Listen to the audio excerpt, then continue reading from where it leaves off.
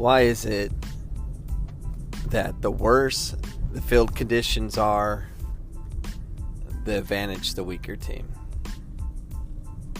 I'm getting sick of being in that predicament.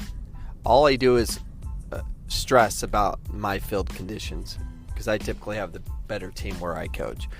I coach at Phoenix College, and we play the ball on the ground, and we knock it around. We like having possession of the ball. We like to attack foot to foot. We like to combine. We love to play the beautiful game.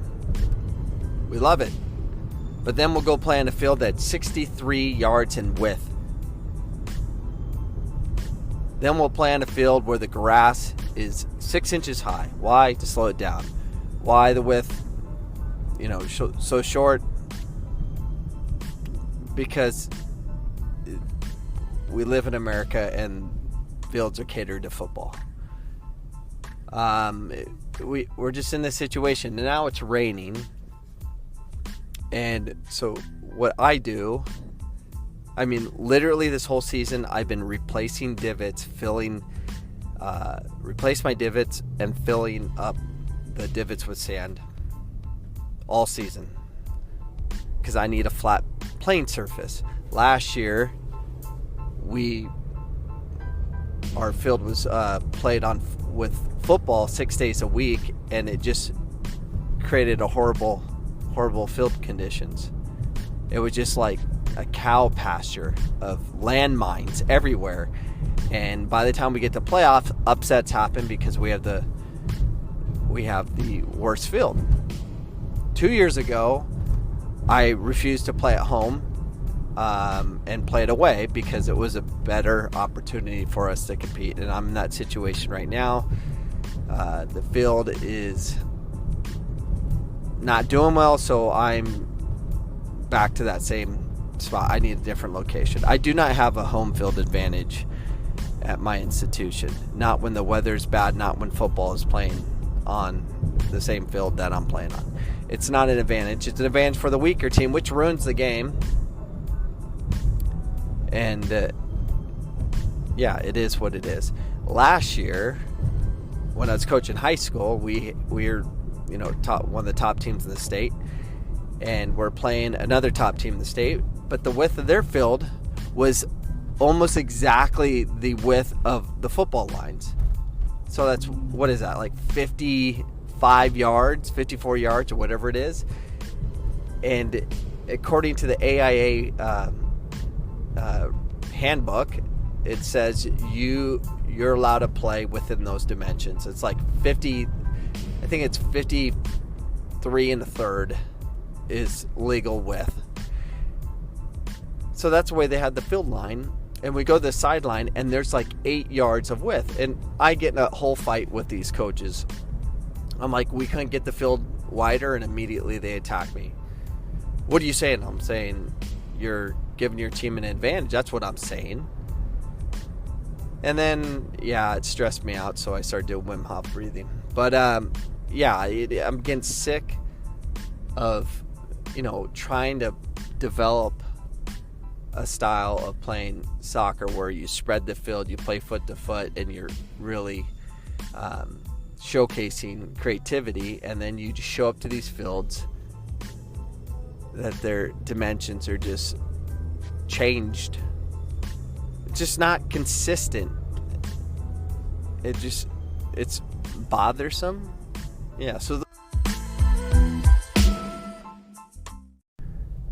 if you like this podcast, you just might like my website. Go to coachcameron.com to find more free content that you can learn about a different way of doing things.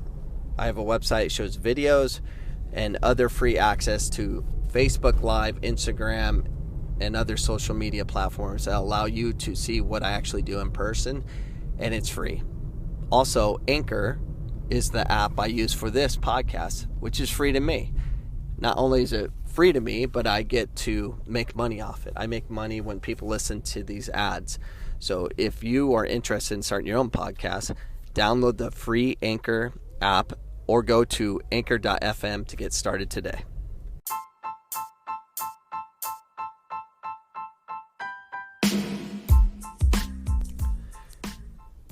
And in Arizona, I don't know how it is everywhere else, but in Arizona, if there's a hint that there's going to be rain, there's just signs of it. All fields shut down. It's like shut it down. The clouds in the sky, shut it down. How can you prepare for bad field conditions if you never can play in it? We don't have enough turf fields. So yeah, we have issues. We can't even train and prepare for bad field conditions. But the weaker teams tend to play a style of assuming they're on weaker field conditions because they just kick the ball up the field, they flop around, they kick you, hope for officiating to be average, and get majority of the calls to make it an ugly game.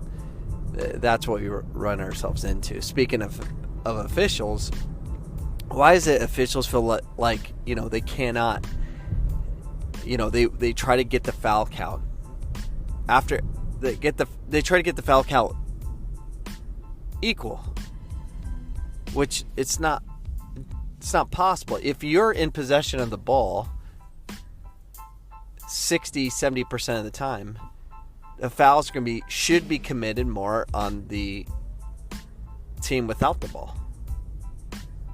Typically, that would make sense to me. But I notice when the officials come over the stat sheet, they really double check the fouls. They make sure they're even. I don't even like the officials even allowed to see the stat sheet at halftime, because I don't want them to get the foul count even. This year's been better, but last year and years prior, the referees are very concerned about foul count.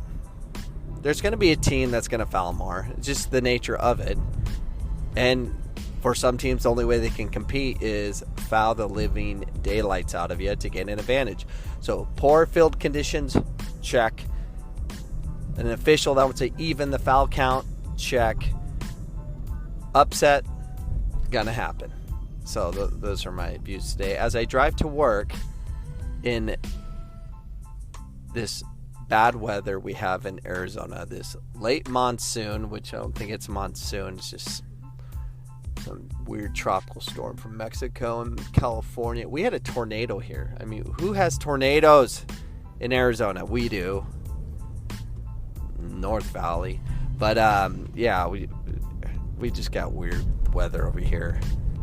Doesn't help me, doesn't help my program. So we're gonna have to play ugly, play physical, and hope the referees give us a fair foul count so things are even. Maybe a penalty kick or two would be brilliant.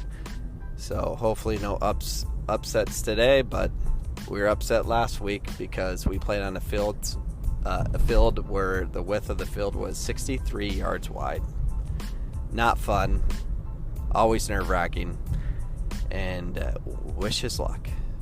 I am out. These are my thoughts today, and I'll see you guys tomorrow. Goodbye.